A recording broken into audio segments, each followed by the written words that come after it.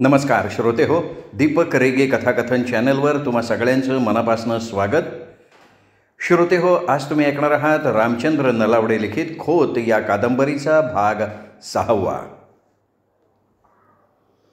नाना गावी गेल्यावर नानींना जेव्हा समजलं की त्यांचा धाकटा मुलगा चंद्रशेखर हा घर सोडून निघून गेला आहे, तेव्हा त्या वियोगानं धाय मोकलून रडायला लागल्या.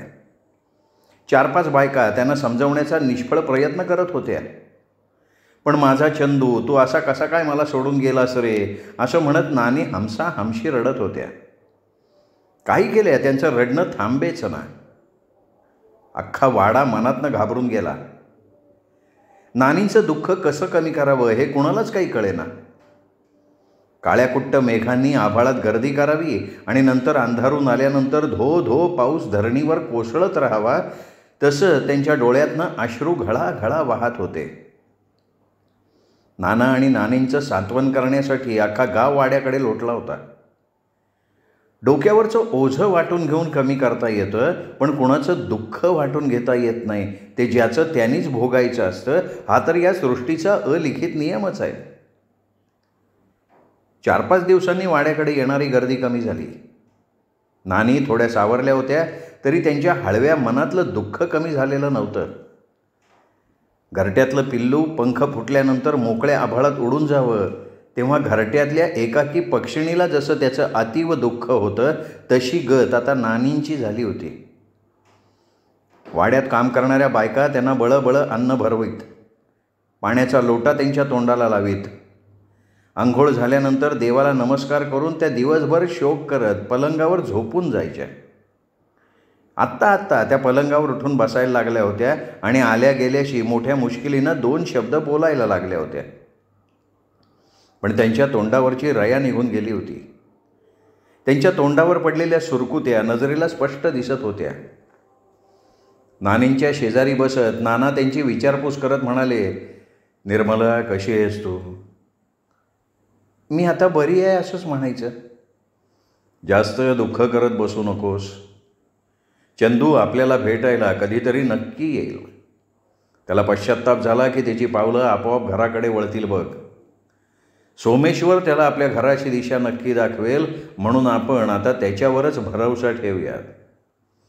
अहो, शेवटचा श्वास या कुडीत असेपर्यंत मी माझ्या चंदूची वाट पाहीन, नानी क्षीण आवाजात म्हणाल्या. त्याला पहिल्यापासूनच शिक्षणाची गोडी नव्हती.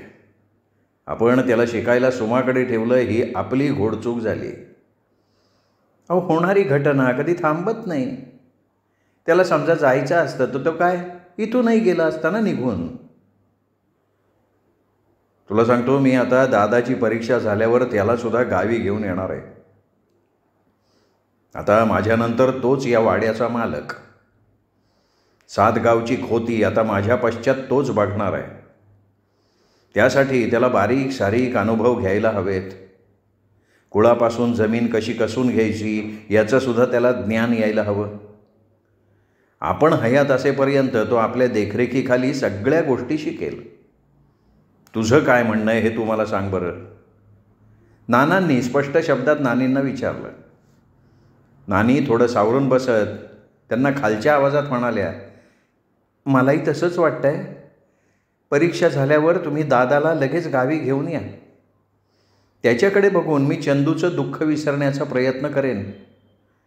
माझा दादा हुशार आहे, कष्टाळू आहे आणि त्याचा जमीन जुमल्यावर जीव आहे. तो सगळ्या गोष्टी लगेच शिकेल सुद्धा. तुझ्याशी सगळ्या गोष्टी बोलून घ्याव्यात असं मला वाटलं. अहो, आणखीन एक गोष्ट तुम्हाला सांगायची राहूनच गेली बघा.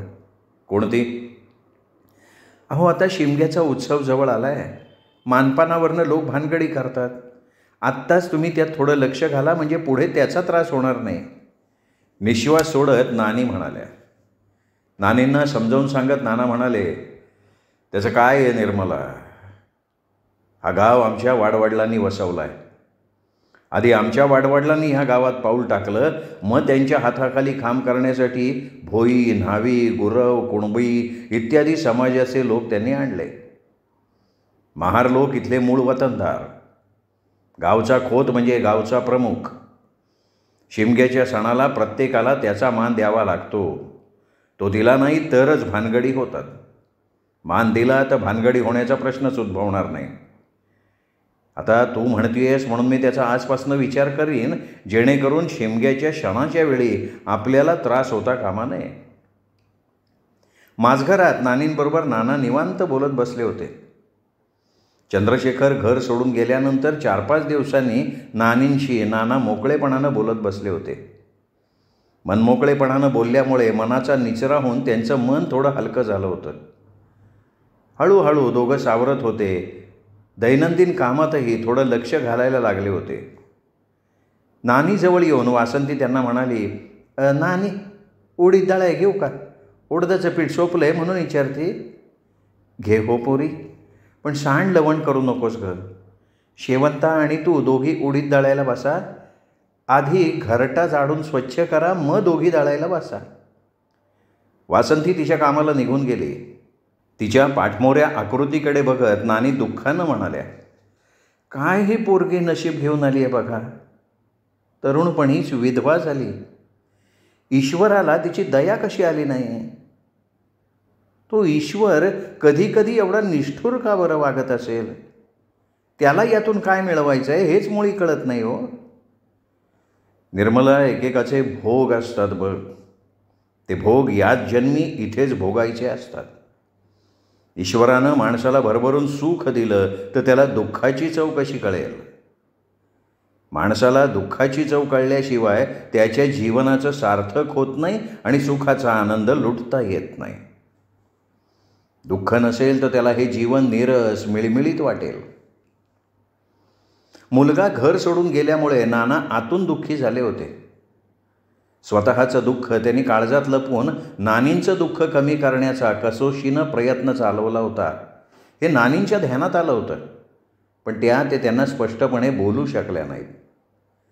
त्यासुद्धा दुःखाचा आलेला कढ आतल्या आत दाबून धरून आपल्या चेहऱ्यावर उसनं हसू आणण्याचा प्रयत्न करत होत्या. कोण कोणाला फसवतंय हेच मुळी कळत नव्हतं. नानीला नाना सांगायला लागले, निर्मला, चंदू परागंदा झाला तेव्हा आपला जावई श्रीनिवास पायाला भिंगरी बांधून या गावातनं त्या गावात त्याला शोधत होते. हो का? 2 मुलं त्याच्याकडे शिकायला होती, परंतु त्यांनी कधी सुमाकडे तक्रार नाही केली. सुमानं नशीब काढलं नो. मे महिन्याच्या सुट्टीत त्यांनाही आंबे फणस खाण्यासाठी आपल्याकडे बोलावलं आहे. हो का? बरं केलं तो. मलासुद्धा त्यांच्या मुलांना नीट बघता येईल. मी त्या मुलांना राजाराणीच्या गोष्टी सांगेन. त्यांना सोमेश्वराच्या देवळाकडे देवाच्या दर्शनाला घेऊन जाशील. निर्मला, तू जाशील, पण त्याला अजून अवकाश आहे बरं का. नाना मिश्किलपणे म्हणाले, अहो कळतंय की मला ते. दोघं बोलत असताना नारायण दबक्या पावलांनी येऊन नानांच्या समोर मूकपणे उभा राहिला. त्याचं काहीतरी काम आहे हे नानांच्या चटकन ध्यानात आलं. आवंडा गिळून नानांनी त्याला विचारलं, नारायणा, तुझी बायको गोदा आता कशी आहे रे? अजी, आता ती बरी आहे तशी. मामलेदार साहेब आपल्या गावात यायच्या आधी तुला मी एक गोष्ट कबूल केली होती. ती गोष्ट तुझ्या ध्यानात आहे का रे? नाही जी, माझ्या ध्यानात काय बी राहत नाही बघा. केविलवाणा चेहरा करून नारायण म्हणाला, अरे बाबा, मी तुला जमीन देणार असं कबूल केलं होतं ना. वय जी वय, आत्ता ध्यानात आलं आहे बघा माझ्या. माझी गावाच्या सीमेवर 5-6 एकरांची जमीन आहे. ती जमीन मी तुला बक्षीसपत्रानं लिहून देणार आहे. तुझी पुढची पिढी माझं नाव तरी काढेल. तू काही मला परका नाही आहेस. या वाड्यासाठी तू किती घाम गाळतोयस याची मला कल्पना आहे. तुला कधी काही लागलं सवरलं तर बेलाशक येऊन सांगत जा. मी नसेन तेव्हा निर्मलाकडे मागायचं, संकोच करायचा नाही. नाही जी, नारायण कातर आवाजात म्हणाला. हे बघ, थोड्या दिवसांनी आपण तालुक्याला जाऊ, कागदपत्र पूर्ण करून टाकू. मी सांगीन तुला कधी जायचं आहे ते. पण मला सांग, आत्ता तुझं माझ्याकडे काय काम आहे? नारायण घसा खाकरून म्हणाला, नाना, शिमग्याचा सण जवळ आलाय. पोरांना आणि बायकोला कापडं घ्यायची, तेव्हा पैसे पाहिजे नव्हतं. किती? योग बंदा राणी छाप रुपया हवा होता. ठीक आहे, नंतर तुला पैसे आणून देतो. नंतर पैसे दिले तरी चालेल मला. आता मी माझ्या कामाला जातो. कोठारातला भात वाईस उन्हात वाळत घाल तू, नाही तर त्याला कीड लागन बघा. लोकांनी मळणी झाल्या झाला भात घातलाय, तेव्हा त्याला एक दोन न दाखवाय पाहिजे. अरे आणखीन कोणाला तरी तुझ्या मदतीला घे, तो एकटा किती काम करणार. वैजी घेतो की. नारायण खोलीच्या बाहेर गेला आणि थोड्या वेळानं तो पुन्हा खोलीत येऊन नानांच्या समोर उभा राहिला. नाना आणि नानी त्याच्याकडे प्रश्नार्थक नजरेनं बघायला लागले. नानांनी परत विचारलं, नारायण आता आणखीन तुझं काय काम आहे. नारायण गंभीर चेहरा करून म्हणाला, नाना एक वंगाळ बातमी आहे. 4-5 दिवस तुम्ही दोघं काळजीत होता म्हणून मी तुम्हासने काय सांगितलं नाही बघा. सांग बाबा सांग, कुठली वाईट बातमी आहे सांगून टाक एकदा. नाना, धाकट्या भोवडाची लेक छबू गमावली ना. कधी? आता 2 रोज झालं बघा. वाईट झालं, फार वाईट झालं. नाना, ती मरताना तिच्या अंगावर मांसच राहिलं नव्हतं. तिच्या अंगाचा नुसता हाडाचा सापळा राहिला होता. मरताना दिकून ती आपल्या धाकल्या खोतांचं वासू वासू वासू असं नाव घेत होती.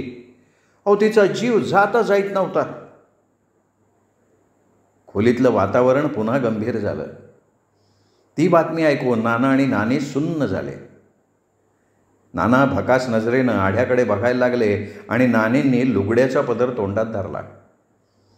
त्या दोघांना खोलीत सोडून नारायण त्याच्या कामाला निघून गेला. त्या दुःखाच्या क्षणी नानांना त्याच्या धाकट्या भावाची वासूची प्रकर्षानं आठवण झाली. त्याच्याशी घातलेला वाद त्यांना आठवला. वासूला समजावत नाना म्हणाले होते, हे बघ वासू, असा विचार करू नकोस. तुझ्या लग्नासाठी तिच्याहीपेक्षा ब्राह्मणाच्या सुंदर मुली तुला दाखवतो, तू फक्त पसंत कर. अरे आपण तुझ्या लग्नाचा भार तणक्यात उडवून टाकू. दादा, मी तुला एक गोष्ट सांगतो. वासू त्याच्या चेहऱ्यावरची रेघ न हलवता म्हणाला होता. काय सांगतोयस? दादा, तू माझ्यासमोर स्वर्गातली अप्सरा, रंभा, मेनका, उर्वशी जरी आणून उभी केलीस तरीही त्यांना नापसंत करून लग्नासाठी मी छबूचीच निवड करेन, कारण मी तिला लग्नाचं वचन दिलं आहे. वासू, तू गावचा खोत आहेस, लक्षात ठेव. मी गावचा खोत आहे म्हणून मी तिला दिलेलं लग्नाचं वचन नाही मोडणार. खोत म्हणजे गावचा राजा असं तुम्ही म्हणता. राजा दशरथानं कैकेयीला दिलेलं वचन मोडलं नाही म्हणून रामाला 14 वर्ष वनवास भोगायला लागला. शकुंतलेला दिलेलं लग्नाचं वचन राजा दुष्यंत विसरला, पण नंतर त्याला त्याचा पश्चात्ताप झाला. पण वासू, एका ब्राह्मणाच्या घरात तू कुळवाडी आणणार? हे कदापिही शक्य नाही. माझा प्राण असेपर्यंत मी हे होऊ देणार नाही, भले मग माझं काहीही हो. दादा, मी हा वाडा सोडून निघून जाईन. कुशाल जा, मी नाही अडवणार तुला. दोघांचा वाद विकोपाला गेला आणि त्याच दिवशी वासूनं चिरेखाणीत जाऊन उडी मारली. कातळावर पडून त्याचं डोकं फुटलं होतं, रक्ताचा सडा पडला होता. काळीच गोठवून टाकणाऱ्या त्या दुर्घटनेची नानांना आत्ता आठवणसुद्धा नको होती. पाठचा भाऊ गमावल्याचं दुःख अजूनही त्यांच्या काळजात खोल रुतून बसलेलं होतं. वासूची आठवण काढत काढत छबूसुद्धा त्याच मार्गानं निघून गेली होती. त्या दोघांची प्रेमकहाणी ऐकून लोक हळहळत होते. 2 निष्पाप जीव या जगातनं अकाली निघून गेले होते. अहो, त्यावेळी तुम्ही जरा नमतं घेतलं असतं तर. नानी गंभीर आवाजात नानांना म्हणाल्या, तुला नेमकं काय म्हणायचं आहे?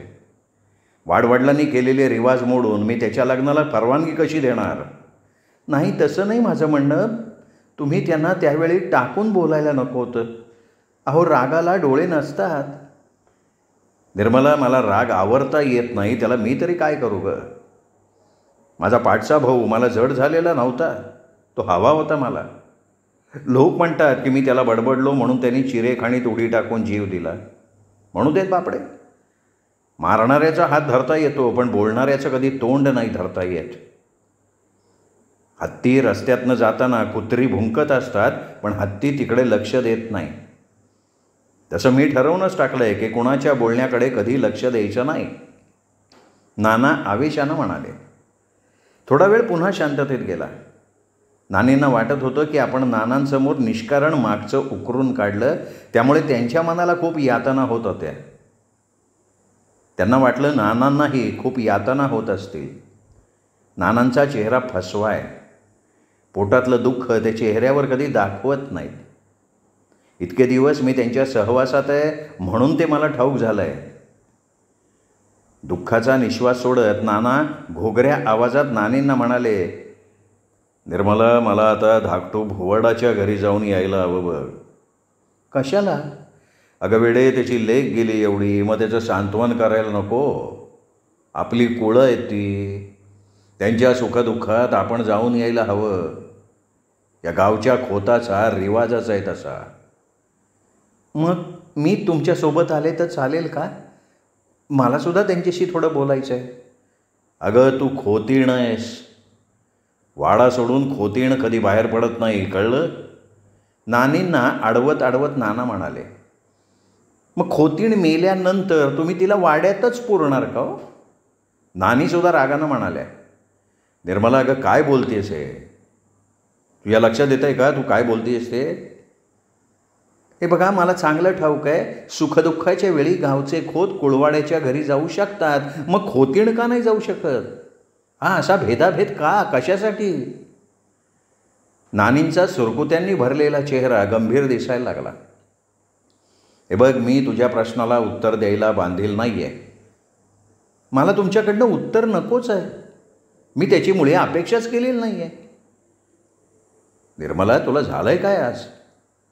तू आज नेहमीसारखी दिसत नाही आहेस.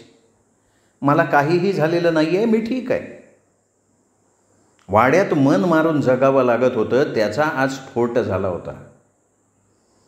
नाना रागानं उठले आणि अंगणात जाऊन उन्हात उभे राहिले. नारायणानं एका ताडपत्रीवर भात वाळत घातला होता. त्याच्याजवळ जाऊन नाना त्याला म्हणाले, नारायण, सरकार दरबारी मला शेतसारा भरणा करायचा आहे, तेव्हा गावात घरपट भात वसूल झाला. अहो नाना, काही लोकांनी भात घातला, काय म्हणतात, घरात भाताचा दाना नाही खायला तेव्हा खोतांना भात कुठनं देणार? आताच्या पावडी एवढी दया करा, मोहरल्या वासाला मागता घालतोय. नारायण, शेतसारा वसूल होवो अगर न होवो, पण सरकार दरबारी मला भरणा करावाच लागतो. सरकार मला शेतसारा भरायला सोड देत नाही. तेव्हा आपल्याला त्यांनी मक्ता दिला नाही, त्यांच्याकडून भात नाही तर रोख रक्कम वसूल करायलाच हवी. त्याची हायगाई करून जमणार नाही.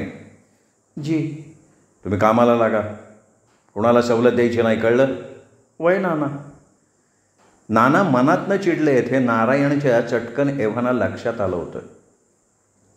कदाचित त्यांचा मुलगा चंदू त्यांना सोडून गेल्यामुळे त्यांच्या मनाचं संतुलन बिघडलं असेल. त्याशिवाय नाना एवढ्या मोठ्यानं कधी असे बोलायचे नाहीत. एक ना अनेक विचार नारायणाच्या मनात घोळायला लागले. कडक उन्हात काम करताना त्याच्या अंगातनं घामाच्या धारा लागल्या होत्या. त्याचा खारट कुबट्ट वास येत होता. नारायणावर पुन्हा नजर रोखून नानांनी त्याला विचारलं, तो दप्तरी मुकुंदा कुठं गेलाय रे? जी, तो खाडीव जातो दुपारचा आंघोळीला. कधी येईल तो? काय ठाऊक, खाडीत काय पवत राहिला का राहिला? हे बघ नारायण, मी ऊन कमी झाल्यावर धाकटू भुवाडाकडे त्याला हाक मारायला जाणार आहे. मुकुंदा खाडीवरनं आला की त्याला ज्या कुळांनी अजून मक्ता घातला नाही त्यांची यादी तयार करून ठेवायला सांग. मला त्या सगळ्यांची नावं माझ्या नजरेखालनं घालायची आहेत. आजी ना जी, तो आंघोळून आला का त्यात तुमचा निरोप लगी सांगतो त्याला. नारायण, तू मगाशी माझ्याकडे पैसे मागत होतास ना? होय जी. ते पैसे मी जाताना निर्मलाकडे देऊन ठेवतो, तिच्याकडनं मागून घे. मला यायला उशीरसुद्धा होईल म्हणून मी तुला सांगतोय. जी जी. नारायण पुढे काहीही बोलू शकला नाही. नाना पाठीमागे हात धरून पुन्हा तडक वाड्यात शिरले. नारायणाच्या डोळ्यात कृतज्ञतेचे भाव उमटले होते. नाना वाड्यात शिरेपर्यंत तो त्यांच्या पाठमोऱ्या आकृतीकडे अनिमिष डोळ्यांनी हातातलं काम थांबवून बघत उभा राहिला होता. नाना बैठकीच्या खोलीत ओली सुपारी चगळत निवांत बसले होते. पोटच्या मुलाचं दुःख थोडं कमी झालं असल्यामुळे त्यांनी दैनंदिन कामात आता लक्ष घातलं होतं. नानींनासुद्धा सावरण्यासाठी ते मदत करत होते. मुलाच्या घर सोडून जाण्यामुळे काही दिवस नानींच्या मनाचं संतुलन बिघडलेलं होतं. छबू गेली तेव्हा कधी नव्हे ते नानांना सुद्धा त्या टाकून बोलल्या होत्या.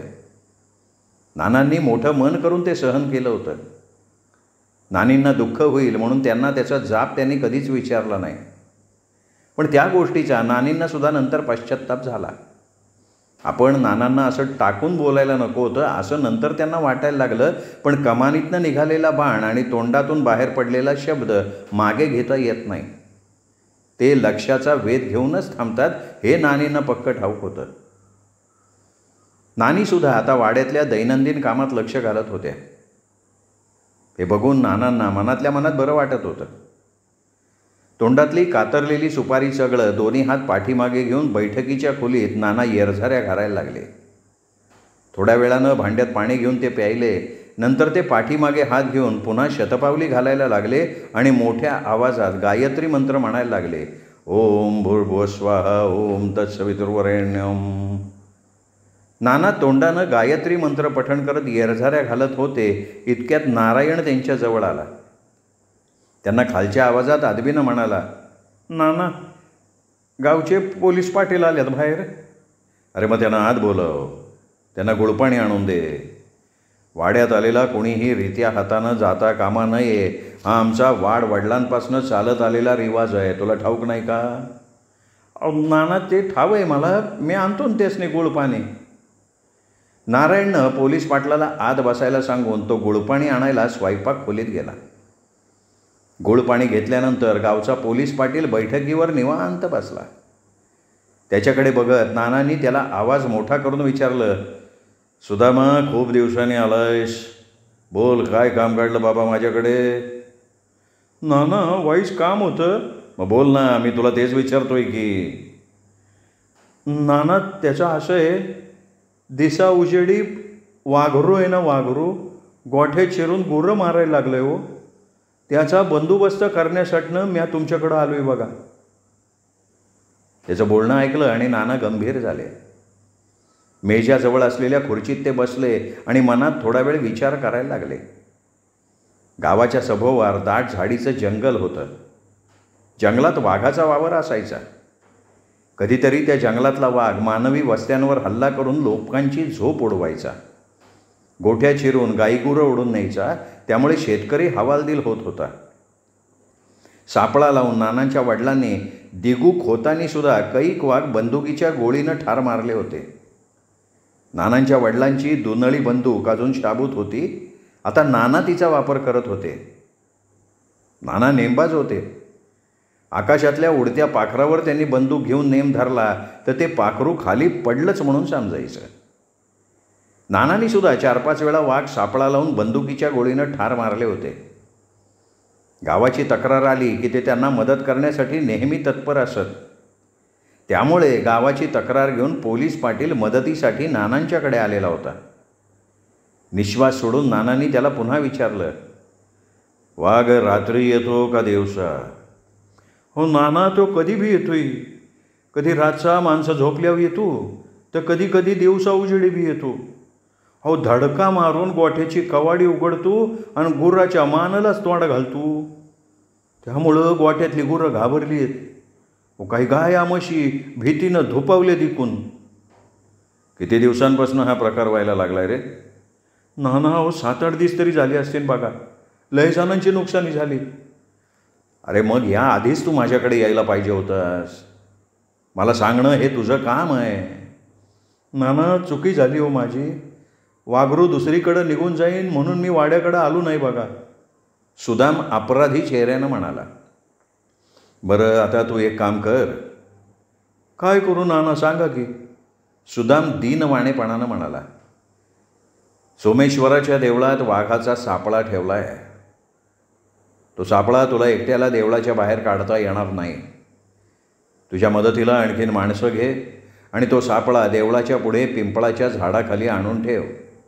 आता यात वेळ घालवू नकोस, कारण उशीर झाला तर तो वाघ आणखीन कोणाच्या तरी गोठ्यात शिरून गुरं ओढून नेईल, कळलं?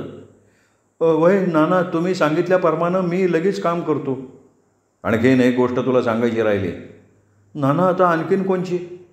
रांडाच्या पिंपळाच्या झाडाखाली नुसता सापळा ठेवून त्यात वाघ शिरेल का?